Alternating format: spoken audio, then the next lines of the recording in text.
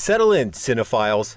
We're taking a nostalgia-packed joyride back to when Robert De Niro and Joe Pesci turned the big screen into their personal playground. Last seen together throwing punches and wisecracks in Scorsese's film The Irishman, these two aren't just good in movies. They represent two of the wise guys of Hollywood's golden era. Curious why Pesci came out of retirement just to say, "Go F yourself" to De Niro's movie pitch?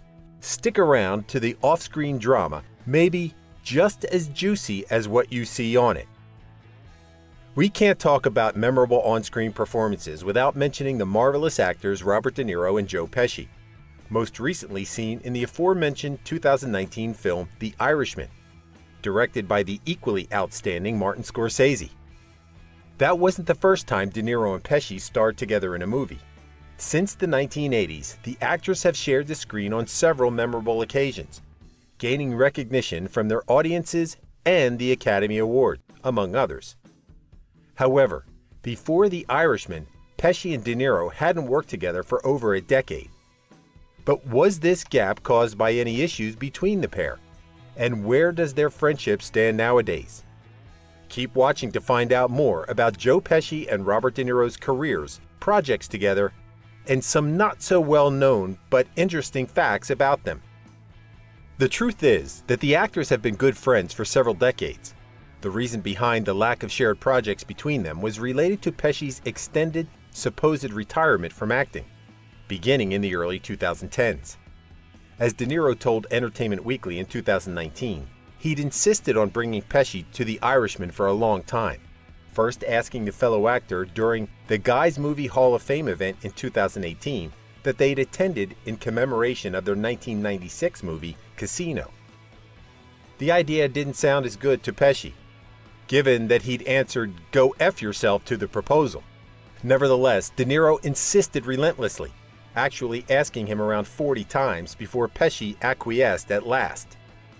"I said, come on, this is it. Let's do it. Let's try and do it," De Niro told The Hollywood Reporter, affirming that the friendship between them and Scorsese also played an important role in Pesci's decision. In the end, De Niro's efforts were worth it, as his, Pesci's, and Al Pacino's performances were unforgettable in Scorsese's The Irishman, adding another successful title to the friends' list of shared projects. Long before The Irishman, De Niro and Pesci were vastly acquainted with acting in highly anticipated and awarded movies together. Here's a recount of all of them. The first time we saw De Niro and Pesci in a movie was in Raging Bull, a biographical film based on Jake LaMotta's boxing career. As he affirmed in a 2020 interview, director Scorsese contacted Joe in 1979, 3 years after seeing his performance in the indie film The Death Collector in 1976. Raging Bull premiered in September 1980, starring Robert De Niro, Pesci, and other stellar actors such as Nicholas Colasanto and Kathy Moriarty. The movie beginning De Niro and Pesci's long-lasting friendship and professional relationship. Despite mixed reviews and an initial not-so-successful box office reception, Raging Bull was nominated for 8 Academy Awards, out of which it won Best Editing and Best Actor, giving De Niro his second Oscar, while Pesci was nominated for Best Supporting Actor Award and also winning a Newcomer Actor Award at the British Academy Film and Television Awards, the BAFTAs. After finding such vast success with the film, De Niro and Pesci went on to work on other projects before reuniting in 1984 for Sergio Leone's Once Upon a Time in America, an Italian-American crime film set in the 1930s.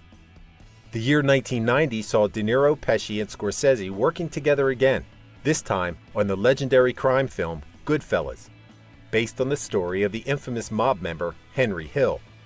De Niro played the role of Jimmy Conway, a character based on the gangster James Burke from the famous Lucchese crime family, and Pesci was cast as Tommy DeVito, inspired by the real gangster Thomas DeSimone.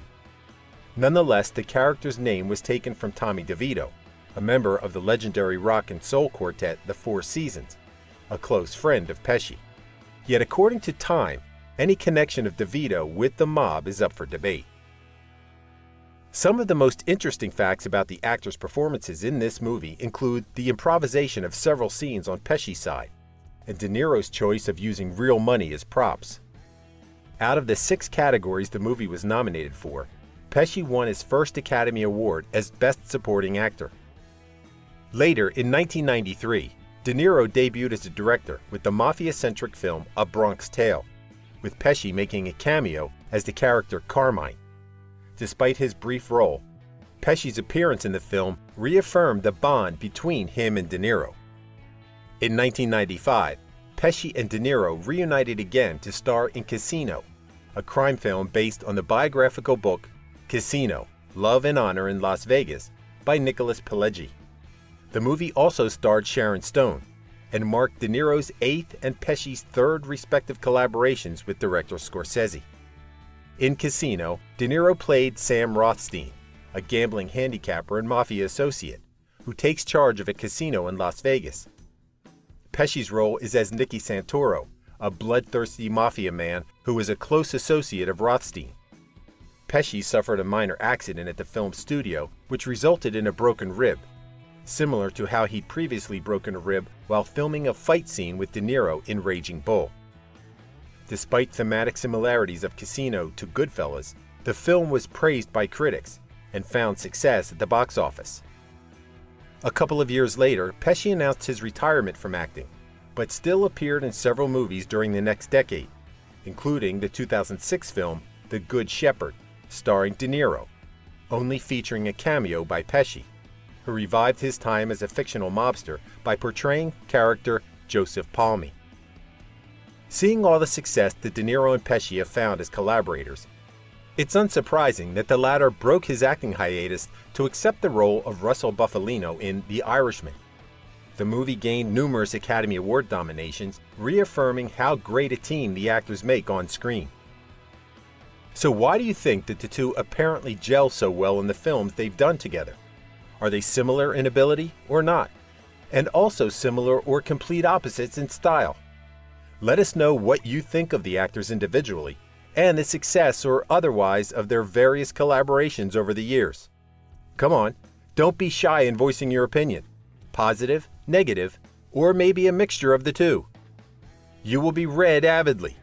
Believe us. Thank you for spending some time with us. Make sure to like and subscribe so you never miss another video. We also handpick these videos which we recommend you watch next. You can talk to us on all social medias or ask a question in the comments below. Thank you for being with us, and we'll see you back tomorrow.